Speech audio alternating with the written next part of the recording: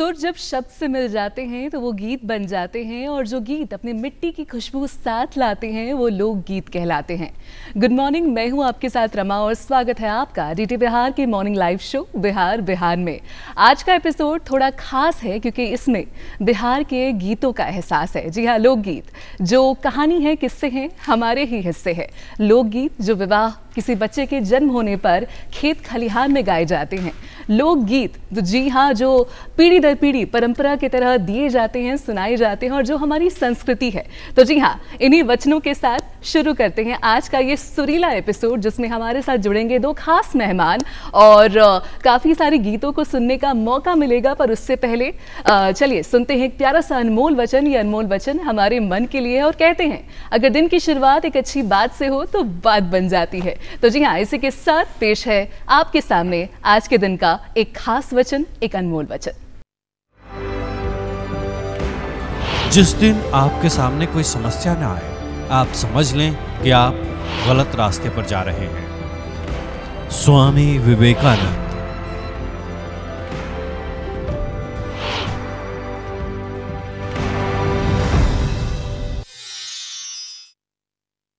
और अब बारी है एक और अच्छे सेगमेंट की, और ये सेगमेंट है स्वास्थ्य का। हमने मन के बारे में बात की अनमोल वचन के साथ, और अब तन की बारी है। और काफ़ी सालों में ये चीज़ देखी गई है कि योगा से ही होगा। योग वो चीज़ है जिससे काफ़ी सारी बड़ी बड़ी बीमारियां हैं, उनका हल निकल जाता है। और आज की हेल्थ टिप में कह सकते हैं योगा के बारे में बातें हैं, और सूर्य नमस्कार को कहते हैं कि अगर आपने इसे एक दिन में कर लिया तो फिर ये काफ़ी सारी बीमारियों का हल है। तो इसी के साथ पेश है आपके सामने सूर्य नमस्कार पर कुछ बातें। नमस्कार का अभ्यास करने जा रहे हैं। सूर्य नमस्कार का अर्थ है सूर्य को प्रणाम। वैदिक युग के ऋषियों द्वारा सूर्य नमस्कार की परंपरा हमें प्राप्त हुई है। आइए अब हम जान लें कि किन लोगों को इसका अभ्यास नहीं करना चाहिए। अगर आपको उच्च रक्तचाप है, हृदय रोग या हर्निया की समस्या है, या हाल ही में आपने कोई सर्जरी कराई हो, तो इस अभ्यास को ना करें। अगर आप प्रेगनेंसी में हैं तो डॉक्टर की सलाह से ही करें। मासिक धर्म में सूर्य नमस्कार का अभ्यास ना करें। सूर्य नमस्कार के संपूर्ण अभ्यास से कई प्रकार के लाभ प्राप्त होते हैं। यह पीठ को सबल बनाता है, प्रजनन अंग, रक्त परिसंचरण, श्वसन और पाचन सहित समस्त शारीरिक संस्थानों को उद्दीप्त और संतुलित करता है। आइए आसनों का अभ्यास करते हैं। पहला प्रणामासन, सामान्य श्वास। दूसरा हस्तोत्तानासन, श्वास भरते हुए। तीसरा पादहस्तासन, श्वास छोड़ते हुए। चौथा अश्व संचालनासन, दायां पैर पीछे, श्वास भरते हुए। पांचवा पर्वतासन, श्वास छोड़ते हुए बायां पैर भी पीछे। छठा अष्टांग नमस्कार, श्वास को बाहर छोड़कर रोकते हुए घुटना, सीना, ठुड्डी को जमीन पर रखेंगे। सातवां भुजंगासन, श्वास भरते हुए। आठवां पर्वतासन, श्वास छोड़ते हुए। नौवां अश्व संचालन आसन, श्वास भरते हुए बाएं पैर को आगे लाएं।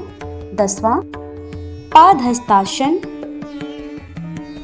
11वां हस्तोत्तानासन, श्वास भरते हुए। 12वां प्रणाम आसन। अब प्रारंभिक मुद्रा में आ जाएं। ठीक है।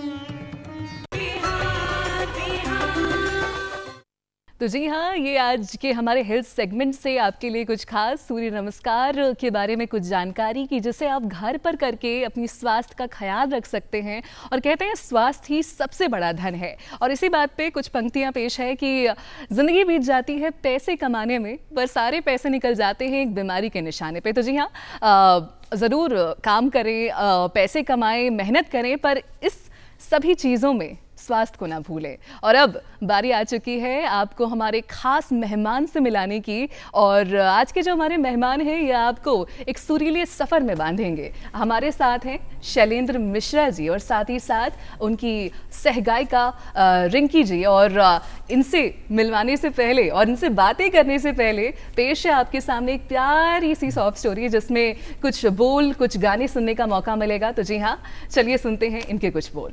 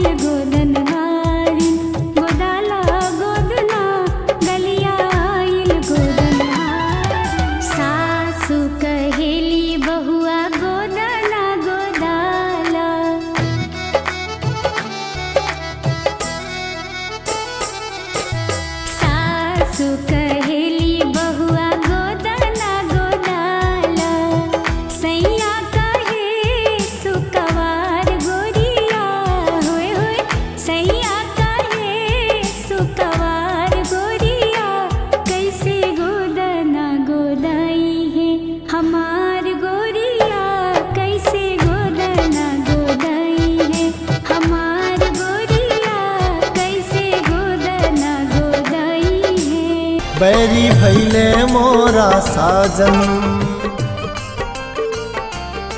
बैरी भैले मोरा साजन, बाकिर कहत नहीं खीला जन, आजन बही गइल बा आँखी में के लोर से, रुवहू न पाई जोर जोर से, हम तो रुवहू न पाई जोर जोर से, बैरी भैले मोरा साजन, बाकिर कहत नहीं खीला जन, आजन बही गइल बा आँखी में के लोर से, रुवहू न पाई जोर जोर से, हम तो रुवहू न पाई जोर जोर से। तो जी हाँ, चलचित्र के माध्यम से आपकी हमारे गेस्ट से मुलाकात और अब करते हैं बहुत सारी प्यारी बात। तो जी हाँ, सबसे पहले रिंकी जी, स्वागत है आपका हमारे कार्यक्रम में और साथ ही साथ स्वागत करेंगे उनके सहगायक शैलेंद्र मिश्रा जी का। बहुत बहुत स्वागत है। और आज का जो हमारा एपिसोड होने वाला है काफ़ी सुरीला होने वाला है और चाहते हैं कि इस सफ़र की शुरुआत एक सुरीले नगमे से ही हो, तो ज़रूर आपके इस प्यारे से मुख से कुछ सुनना चाहेंगे।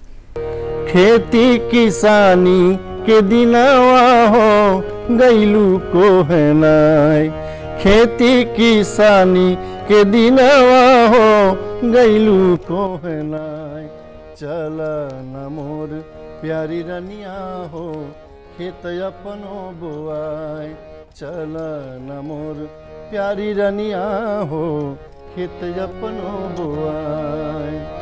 बाबा के रहने दुलारी हो इतना सुकवार, बाबा के रहने दुलारी हो इतना सुकवार, नैखी हम कैले किसनिया हो राखिला बलिहार, नैखी हम कैले किसनिया हो राखिला बलिहार।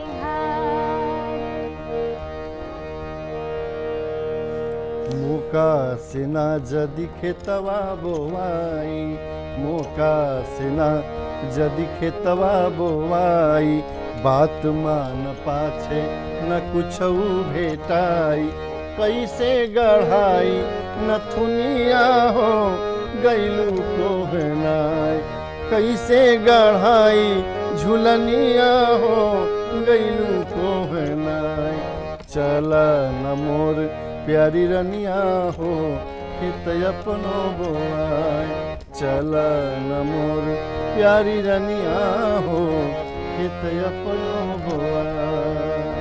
नान्हे से शहर में पढ़ने या लिखने, नान्हे से शहर में पढ़ने या लिखने, खेती बाड़ी के तहालो न जननी, खेती बाड़ी के तहालो न जननी, ना जइबो हम रोपनिया हो सुनबल मुँह हमार, ना जइबो हम रोपनिया हो सुनबल मुँह हमार, नैखी हम कैले किसनिया हो राखिला बलिहार, नैखी हम कैले किसनिया हो राखिला बलिहार। चल न मोर प्यारी रनिया हो खेत अपनो बोआय, चल हम कैले किसनिया हो राखिला बलिहार। क्या बात है, क्या बात है, बहुत सुंदर गीत। और जी हाँ, इसी के साथ हमारे जो इस एपिसोड की शुरुआत हुई है, जो हमारे गेस्ट हैं उनसे बातचीत की जो शुरुआत हुई है, काफ़ी सुरीली और ज़ोरदार शुरुआत। और अब चलिए पूछते हैं इनसे कुछ प्रश्न और जानते हैं कि सुरीली आवाज़ के पीछे क्या राज है।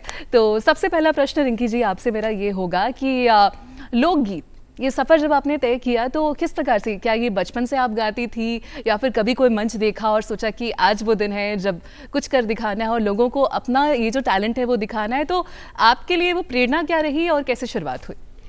जी, सबसे पहले हमारा बचपन ही गांव में बीता है, जन्म भी हमारा गांव में ही हुआ है, तो परवरिश शुरुआत वाली गांव में ही हुई है। और मेरी माताजी बहुत अच्छा गाती हैं और उनकी बहुत अच्छी पकड़ है लोकगीतों पे, स्पेशली पारंपरिक गीतों पे।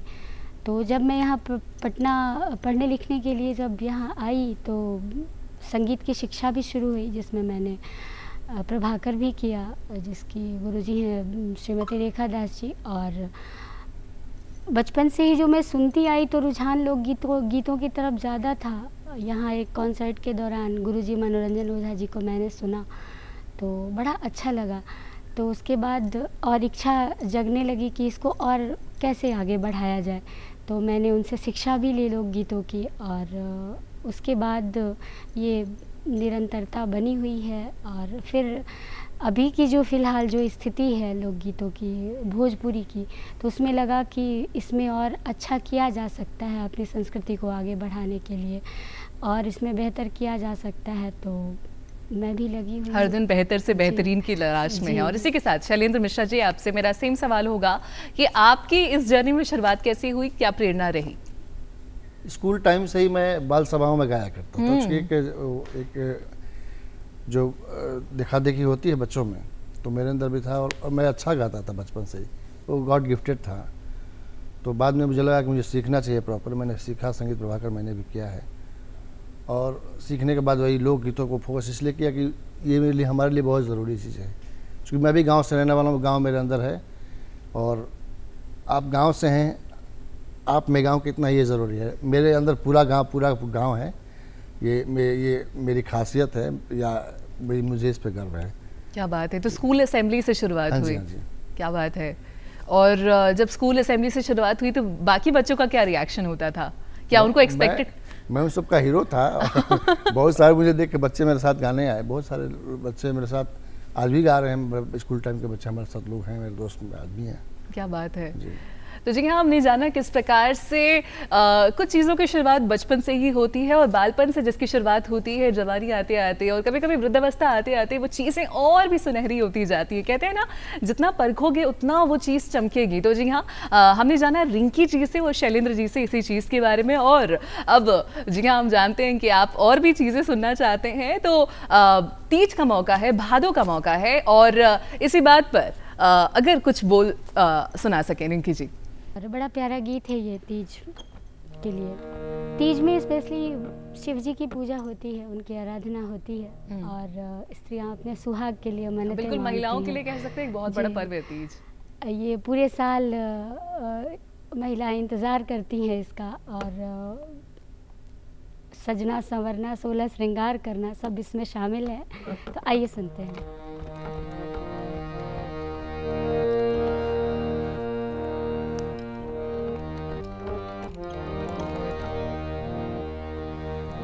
आइल पर्व सुहाग के शिव के पूजे सब सुहागिन।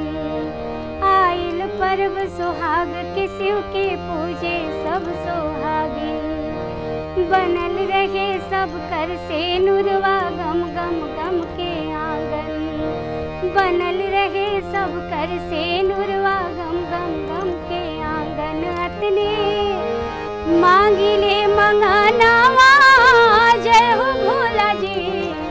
अतने मांगिले मंगानावा जय हो भोला जी। लागल चरणन में ध्यानवा जय हो भोला जी। लागल चरणन में ध्यानवा जय हो भोला जी।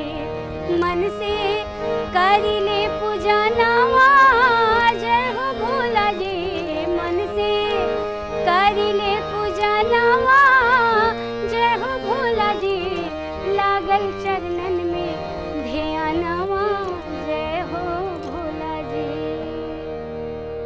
क्या बात है, बहुत सुंदर। और जिस प्रकार से शिवजी और सुहागन से इस गीत को जोड़ा गया है, ये बिल्कुल ये दर्शाता है कि हमारे जो गाने के बोल लिखे जाते हैं वो बहुत सुंदर तरीके से लिखे जाते हैं और काफ़ी कुछ सोच के लिखा जाता है ताकि वो हर इंसान को कनेक्ट करे। तो जी हाँ, रिंकी जी की तरफ से ये खास पेशकश और तीज के मौके पर ये गाना बिल्कुल आपके जहन में बैठ गया होगा और शायद पूजा करते दौरान या फिर तैयार होते दौरान शायद ये गाना आप भी गुनगुनाएंगी। और इसी के साथ शैलेंद्र मिश्रा जी से मेरा नेक्स्ट सवाल होगा शैलेंद्र मिश्रा जी कहते हैं लोकगीत जो है हमारी संस्कृति के लिए बहुत इम्पॉर्टेंट है और समाज का दर्पण होते हैं जिससे समाज खुद को देखता है।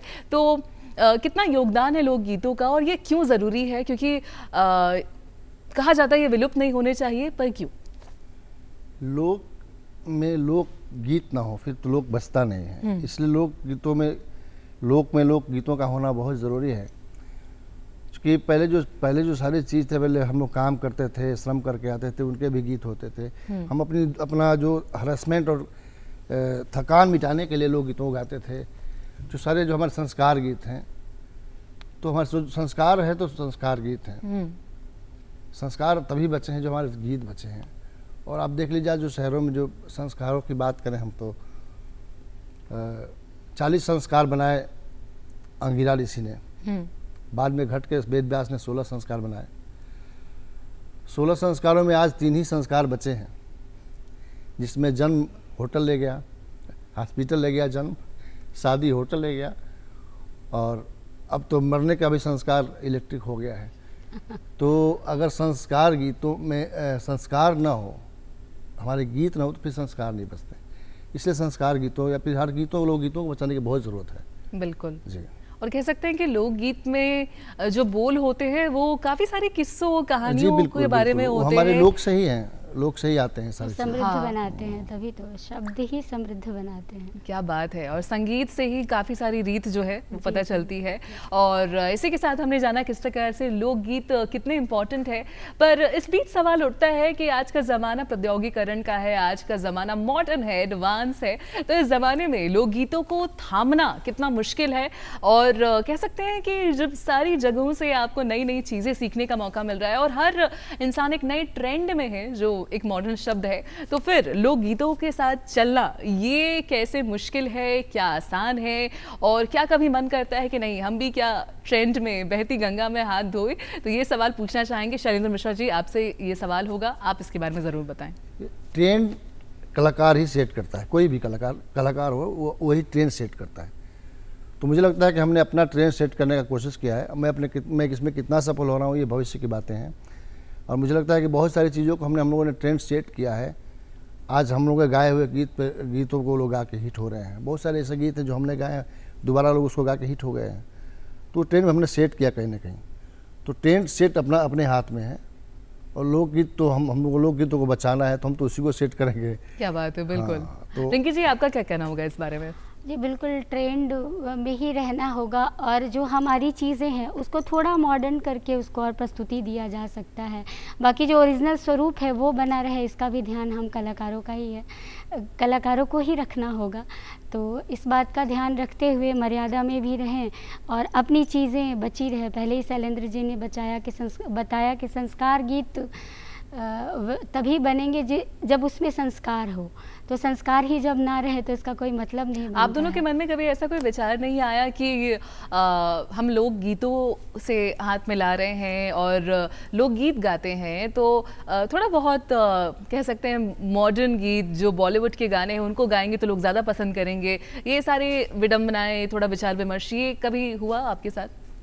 नहीं, ये सब चीज़ें तब होती है ना कि जब आपके दिमाग में बना है कि हमको जमाने के लिए करना है, हमें अपने लोक के लिए करना है, हमारी लोक संस्कृति के लिए। तो हम एक आप एज ए कल्चरल एक्टिविस्ट कह सकती हैं हमें, क्योंकि हमारा दायित्व है और हर कलाकार का दायित्व, उसकी जिम्मेदारी है कि वो अपने मातृभाषा, अपने लोक पे थोड़ा ज़्यादा ध्यान दें। बाकी बाजार तो बाजार है, आप बेचना चाहें तो कुछ भी बेच सकते हैं इसमें। तो बाजार से थोड़ा सा हम बच के चलते हैं। क्या बात है। बाजार से बहुत अट्रैक्शन नहीं है हमारा कोई कभी। क्या बात है। ये सबसे पहले तो लक्ष्य महत्वपूर्ण है कि आपने एक लक्ष्य रखा होगा कि हमें करना क्या है, तो ये महत्वपूर्ण है। तो हमने यही सोचा कि मुझे लोकगीतों को ही लेके आगे बढ़ना है और तब फिर ये मैटर नहीं करता कि जो अभी चल रहा है उसको करें या मॉडर्न चीज़ों पे करें, क्योंकि मेरा एक ही लक्ष्य था कि मुझे लोकगीतों पे ही काम करना है और वैसे गीतों पे जो अब सुनने को नहीं मिलते हैं। तो उन गीतों पे मैं विशेष रूप से काम कर रही हूँ। और ऐसा नहीं है, दर्शक पसंद भी कर रहे हैं, श्रोता जुड़ भी रहे हैं, तो अच्छा लगता है, लग रहा है कि नहीं जो मैं काम कर रही हूँ उसमें निरंतरता मेरी बनी रहे। और जो दर्शक हैं, जो युवा पीढ़ी भी है, बहुत सारे ऐसे बच्चे हैं जो मुझसे बात करते हैं, मुझसे मिलते हैं कि आपके गाने अच्छे लगते हैं, ये सुनने को नहीं मिलता है। इस तरह के कमेंट्स, रिएक्शंस मुझे युवाओं से भी ये सुनने का मौका मिलता है, ये बहुत बड़ी बात है। 90% मेरे श्रोता 25 और 35 के बीच के हैं। क्या बात, मेरे चैनल पे। जी जी। तो इसी के साथ हमने जाना किस प्रकार से लोकगीत कितने इम्पोर्टेंट है और लोकगीतों से ही हम हैं, क्योंकि जी हाँ, अगर लोकगीत नहीं रहेंगे तो शायद हम भी थोड़े बहुत कम हो जाएंगे। और अभी फ़िलहाल बारी है एक ब्रेक की, पर ब्रेक में जाने से पहले बिल्कुल आपके लिए एक और सुरीला नगमा और उसके बाद एक छोटा सा ब्रेक होगा। तो जाते जाते आपसे शैलेंद्र मिश्रा जी और रिंकी जी, आपसे कुछ बोल सुनना चाहेंगे, भादों का मौका है तो कुछ हो जाए तो सुनाएंगे।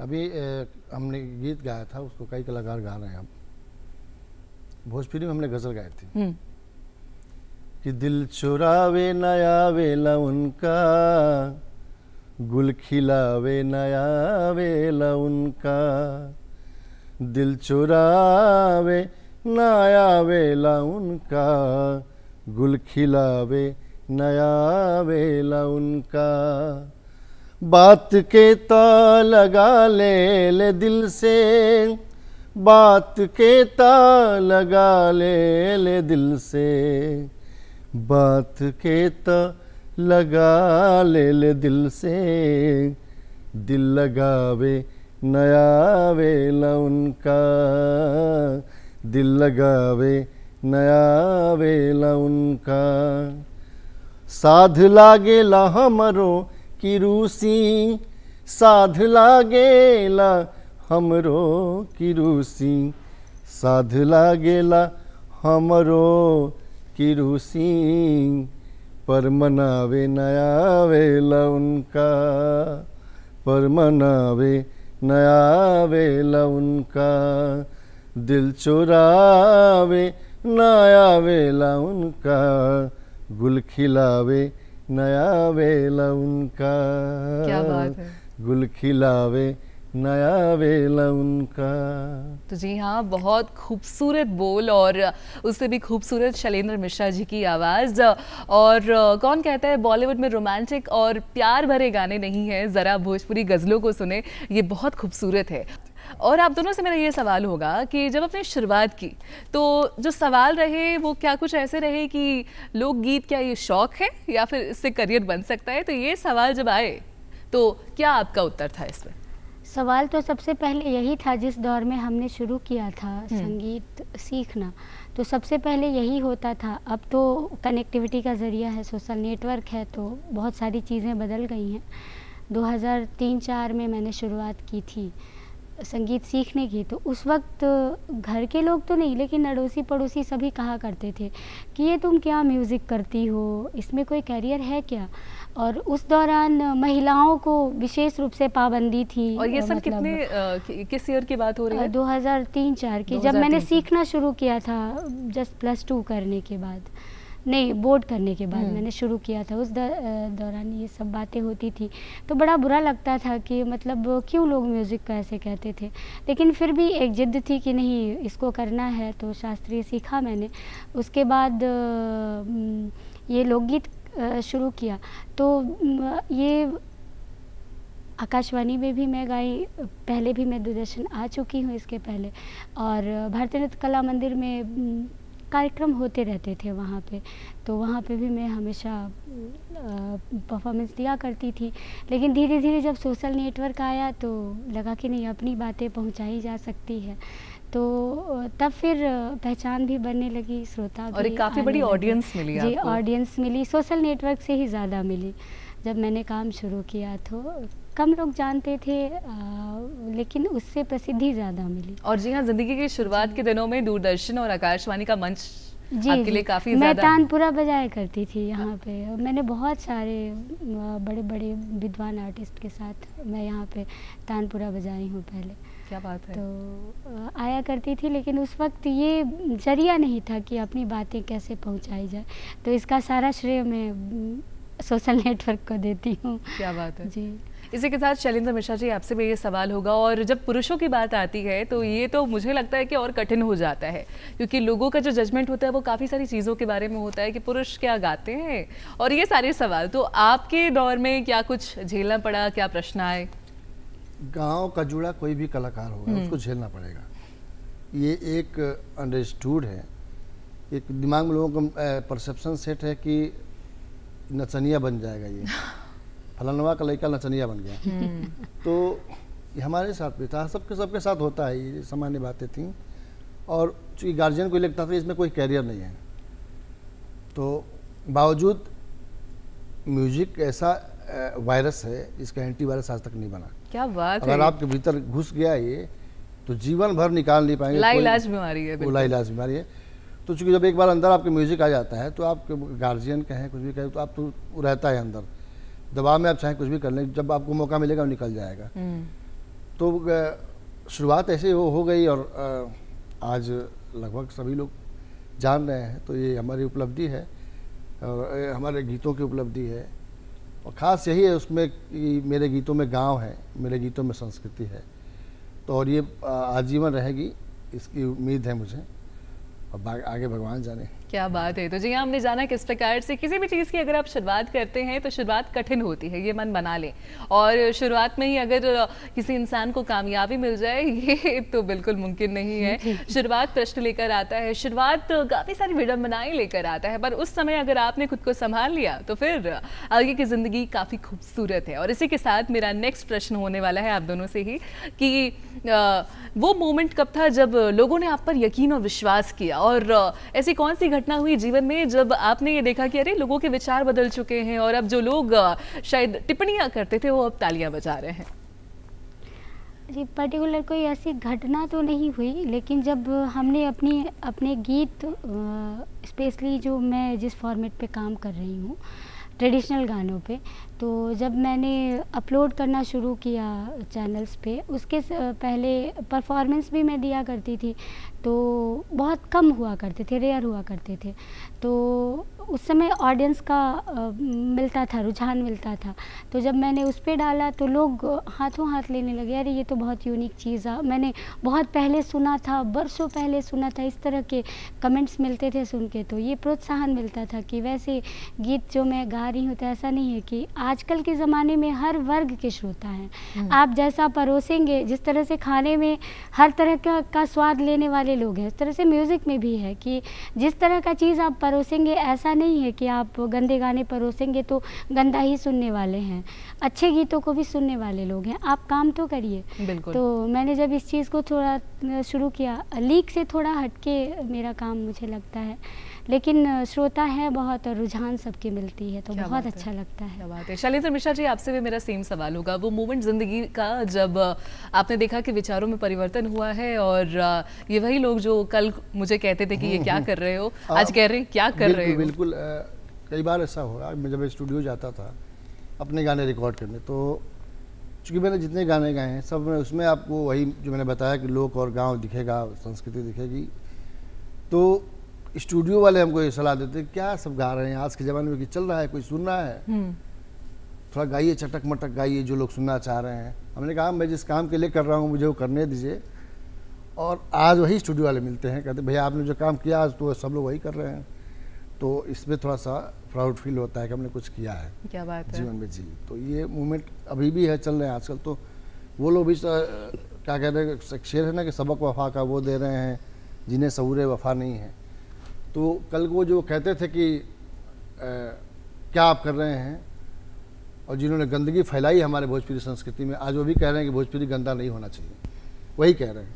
तो कहीं ना कहीं हमारे गीतों के गीत रूपी आंदोलनों का ये देन है। बिल्कुल, निश्चित रूप से। तो जी हाँ, life is a full circle, और इसी के साथ कभी कभी ज़िंदगी में कुछ ऐसी घटनाएं हो जाती हैं कि लगता है कि अरे ये तो मतलब वही बात हो गई ना जो अतीत पे घटी थी, और अब ये तो बिल्कुल मैच कर रहा है। और इसी के साथ बातें बहुत हो गई, सवाल हो गए, और हम चाहते हैं कि हमारे जो ये दो मीठी आवाज़ हमारे साथ जुड़ी है वो कुछ सुनाए और एक गीत जो आप दोनों साथ गा सकें। जी बिल्कुल, एक गज़ल है। मैक्सिमम महिलाएं थोड़ा इंट्रोवर्ट होती हैं, वो अपनी बात नहीं कहती हैं, लेकिन इस गज़ल की ये विशेषता है कि एक महिला अपनी बात कहती है कि उसे किसी से प्रेम है तो किस तरह से जाहिर करती है। इस गीत में हम दोनों सुनाते हैं आपको।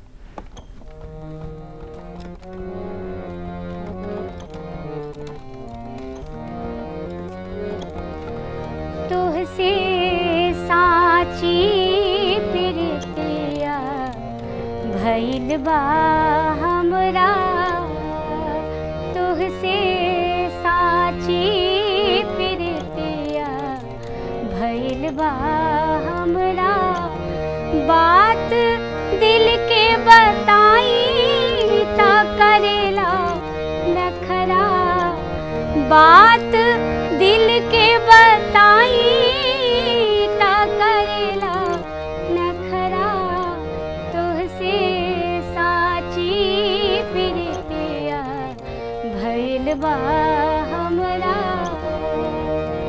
भूला प्रीतिया का तोहे ना बुझाई, भूला प्रीतिया का तोहे ना बुझाई। ना जाने कहवा तो रहेला भुलाई, प्रेम के तोह से झूठही लगवनी असरा। प्रेम के तोह से झूठही लगवनी असरा। बात दिल के बताई ता करेला नखरा, बात दिल के बताई ता करेला नखरा। तुझसे साची प्रीतिया भइल बा हमरा, तुझसे साची प्रीतिया भइल बा हमरा। तुझसे मनवे में राखी कबले मनावा के बतिया, का जाने कैसन तोहार बजर के छतिया। मनवे में राखी कबले मनावा के बतिया, का जाने कैसन तोहार बजर के छतिया।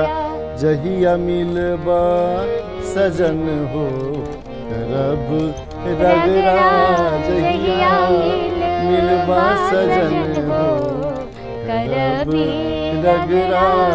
बात दिल के बताई ता करेला नखरा, बात दिल के बताई ता करेला नखरा।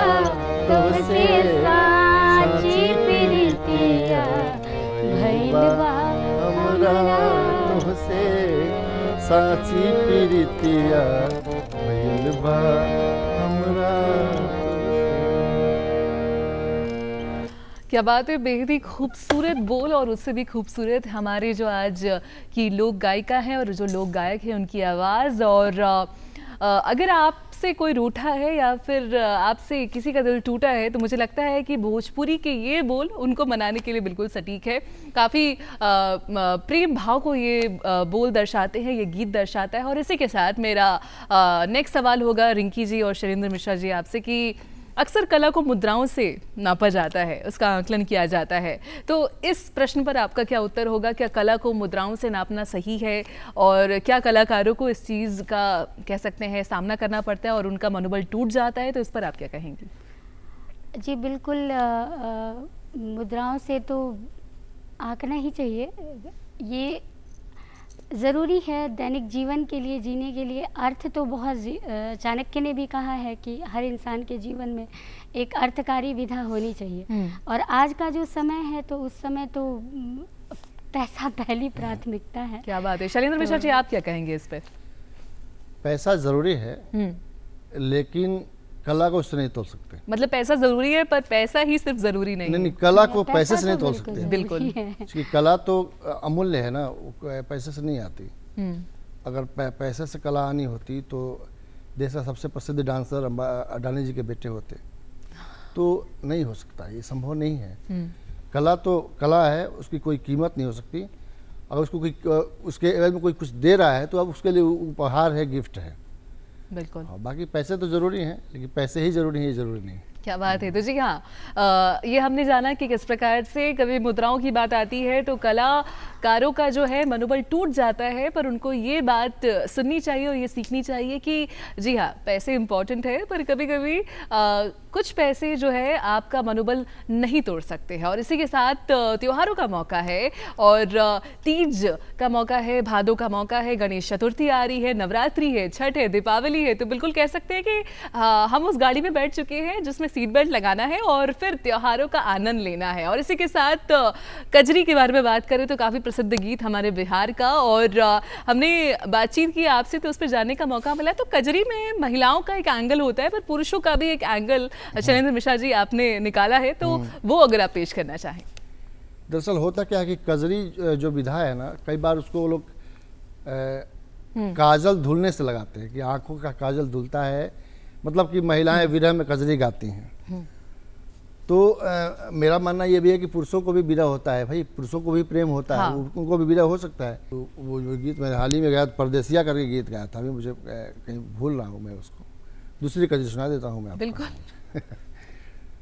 कि बड़ा बिछली बाजैबू बिछलाई गोरी, मुरुकी कलाई गोरी ना, बड़ा बिछली बाजैबू बिछलाई गोरी, मुरुकी कलाई गोरी ना, बड़ा बिछली बाजैबू बिछलाई गोरी, मुरुकी कलाई गोरी ना। एक तह हरे बयार तेज मारे बौछार, एक तह हरे बयार तेज मारे बौछार, एक तह हरे बयार तेज मारे बौछार, खसी लऊ पर ना त लहंगा लसराई गोरी, मुर्की कलाई गोरी ना, बड़ा बिछली बाजैबू बिछलाई गोरी, मुर्की कलाई गोरी ना। उठे मन में हिलोर तन पे गहना पोरे पोर, उठे मन में हिलोर तन पे गहना पोरे पोर, राही रूप देखी सबके लुभाई गोरी, मुर्की कलाई गोरी ना, राही रूप देखी सबके लुभाई गोरी, मुर्की कलाई गोरी ना, बड़ा बिछली बाजैबू बिछलाई गोरी, मुर्की कलाई गोरी ना। क्या बात है, बहुत ही खूबसूरत बोल और उससे भी खूबसूरत आपका भाव। और इसी के साथ जी हाँ, अब बारी हो गई है आपसे विदा लेने का, बट उससे पहले हम धन्यवाद कहना चाहेंगे रिंकी जी और शैलेंद्र मिश्रा जी आपके इस आगमन के लिए और इतनी सारी बातें बताने के लिए, लोक गीतों के बारे में और इतने सारे प्यारे प्यारे गाने सुनाने के लिए बहुत बहुत धन्यवाद। आपका ही बहुत बहुत धन्यवाद। तो जी हाँ, आज का एपिसोड काफ़ी खास रहा, काफ़ी सुरीला रहा, और अगर आपके मन में कुछ सजेशंस हैं, कुछ रिकमेंडेशंस है, कुछ सलाह है, कुछ मशवरे हैं, तो वो आप मुझे बता सकते हैं। हमें डायरेक्टर ddkpatna@gmail.com पर बता सकते हैं। बिल्कुल हिचकिचाइए मत, अगर तारीफ भी करना चाहें तो यू आर मोस्ट वेलकम। और इसी के साथ आपसे विदा लेना चाहेंगे, मैं रमा आपसे मिलूंगी एक नए एपिसोड में एक नई कहानी के साथ। और जी हाँ, मिलते हैं कुछ नई बातों के साथ। नमस्कार।